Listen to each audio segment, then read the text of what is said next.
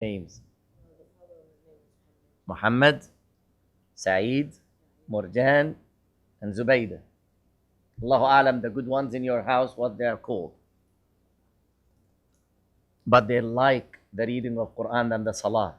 And they do their best to protect the inhabitants of the house from the evil ones. طيب. All this we covered about the magnetism found in pictures, remember? And in the empty bed or abandoned bed. Let me continue from here. I promised that I would not take it by order. طيب. The shayateen, the Satans of Allah musta'an, stinking places. You guys won't take a ball and play outside? Basketball outside for a while? If you're tired. But if a command comes to you from your dads, would you do that? Yeah, we need privacy for a while. We need privacy for. Don't sell them.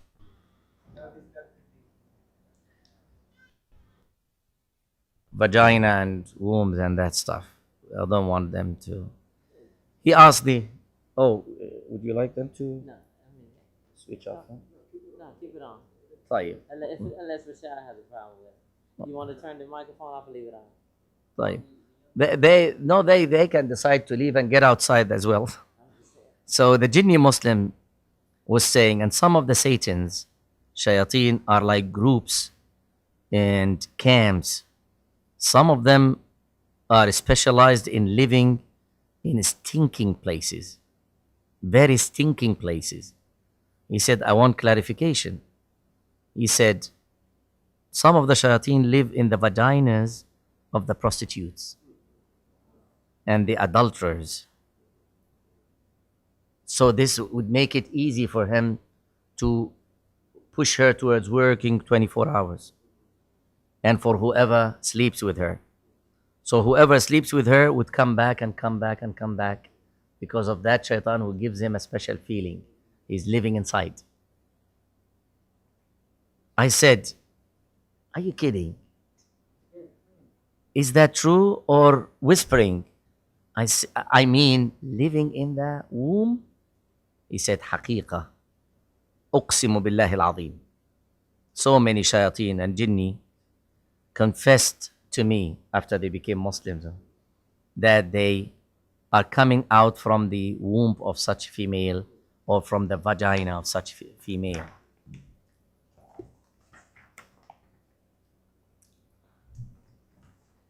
Allahumma musta'an.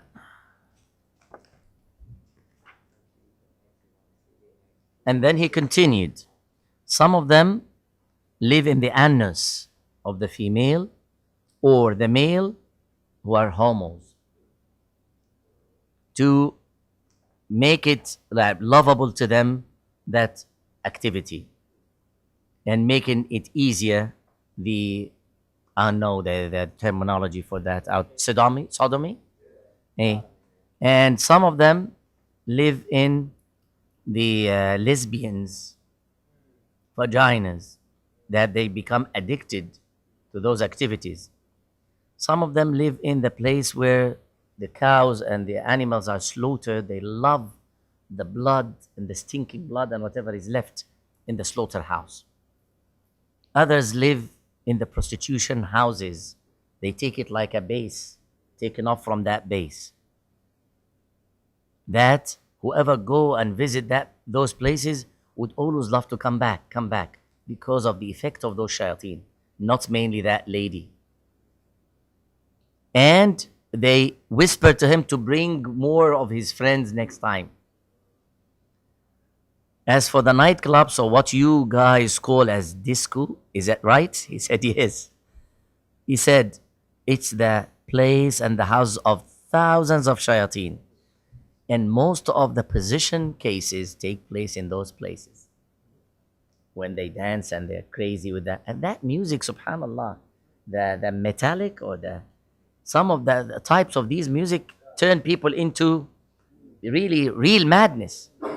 That I read about an American mother who killed her own son, who was 5 years old, sitting at the table because she was just into that heat of dancing that she picked up the knife and she was not aware what she was doing.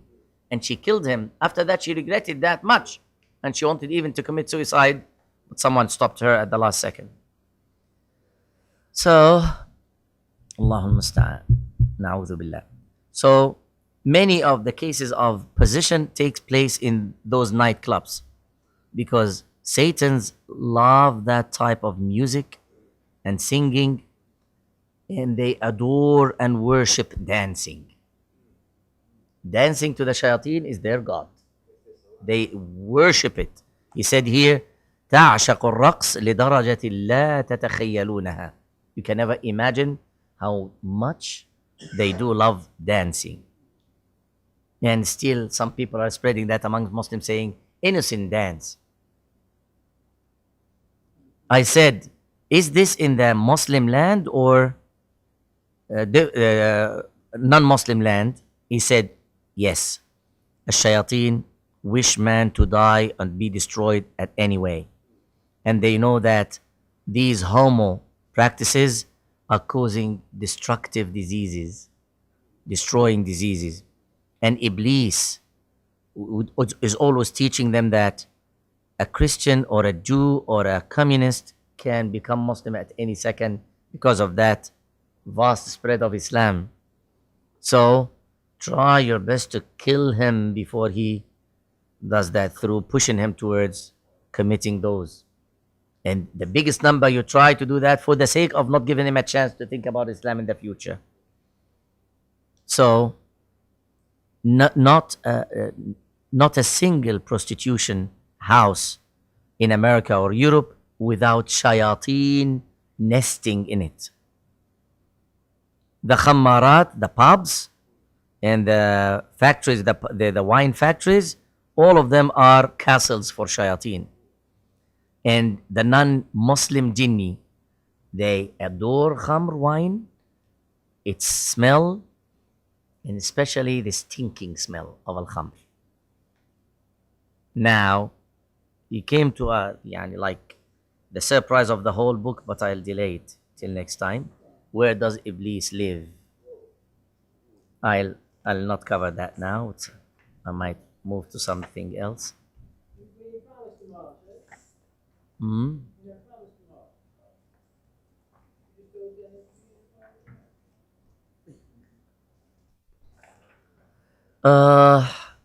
UFOs. UFO. I said to him, his name became Mustafa Kangur, that's the jinni. Mustafa, let me tell you some of the stories which many people confirm it's real for some strange things they saw or experienced about UFOs. And I'll show you some pictures which were taken by some of them. And I want you to tell me what you think. He said, whatever I know, I'll tell you. He said, one American said that, an American guy said that he saw a very strange thing, body or shape, based on 6 legs. And he saw some human-like creatures picking up special flowers from his farm garden while he was hiding behind the grape trees, his grape trees. And he was like very upset seeing those who were careless stealing his stuff. So he didn't stand that, and he came from behind the grapes to run towards them, thinking that they were normal thieves. But when his name is Mass, that's the name of the man. Mass, M-A-S-S. When he was only about 10 meters away from them, one of them immediately turned, and he had something like a remote control in his hand, in his right hand. he directed that jihaz to him and then put it back in a container which was hanging on his left shoulder. At this moment, at this second, Mas felt paralyzed, rigid. He couldn't move his head, neither his head nor his hands, and he didn't feel anything. And after this took place, Mas described those creatures as very short ones, dwarves, 120 centimeters long, which is divided by inches. You would talk about like 40 inches. The head is so big, which doesn't have the any relation with the body in the size. It's huge, and the head is immediately on the shoulders without a neck. There was no neck. Mas also mentioned that they got hair in their head, and the mouth was like just a small hole. All that is the brother is describing to the jinni, and the jinni is listening. And the eyes, they look like man's eyes, but without eyebrows. And their skin, eyebrows. And the skin is so soft. It looks like glass, so soft. And the color is like those who are Middle Europeans in the middle part of midst of Europe. The width of the two shoulders are a little bit more than the width of the head, a little bit. Mas noticed that those two who turned to him one after one, they have got 2 arms and 2 legs, but he couldn't see any hands or fingers or even toes. And they were wearing vague clothing, like one piece, sticking to their bodies. On the right side of them, there was like a small container and another bigger on the left side.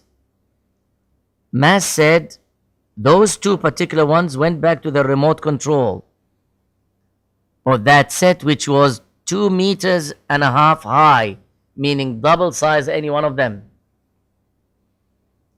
And they kept looking at Mas from the top of that flying thing. It looked like glass. There was a door sliding like a hydraulic from bottom to top. Then all their legs disappeared, and there was like a silent explosion.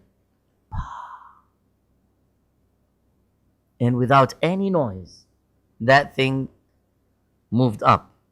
And when it came about 30 meters high, times 3, that's 90 feet, 100 feet, it disappeared immediately without showing any direction it went to, as if it was a light which was put out. The jinni looked at me and said, I swear God, these are jinn. But they came in a bigger shape than their real shape. I said, where are they from? He said, I don't know. But they might be inhabiting some regions, we call them under red sound, or what is